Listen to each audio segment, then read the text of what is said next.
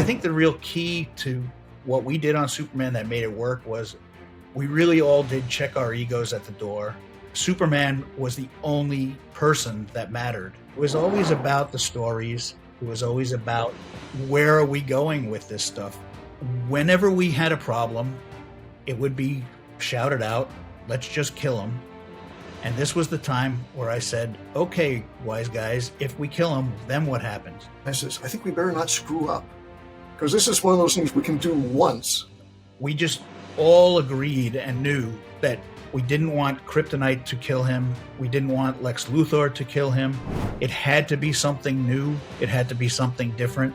And we all voted on Doomsday at the meeting, and we all picked Dan's version. From a personality standpoint, the Doomsday is so much the opposite from what Superman is. You take Superman away to make people realize that they actually cared about him and missed him.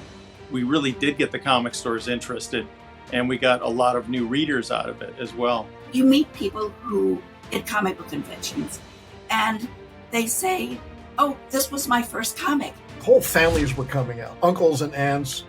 The announcement of this anniversary edition with all new material has really gotten a lot of attention. Even seeing all the work come across on the 30th anniversary special is a lot of fun to see everybody working together again. For my story, it takes place a couple of years ago. So young John Kent is now about 9 or 10 years old. And one day someone comes into school and he's wearing a black armband with the S-shield on it. And he said, I'm here to talk about one of the most famous days in the history of Metropolis, which is the day that Superman died.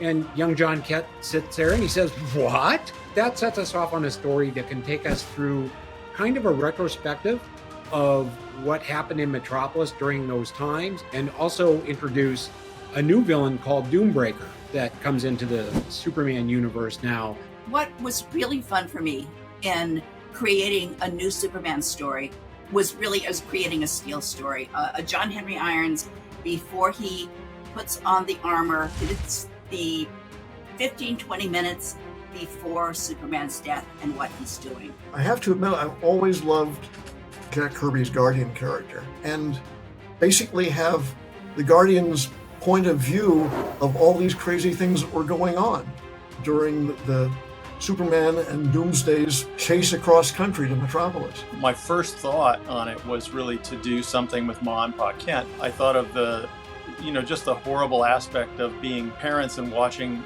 nobody else knows that's your son. All three of the stories are really nice, and I think really will touch readers.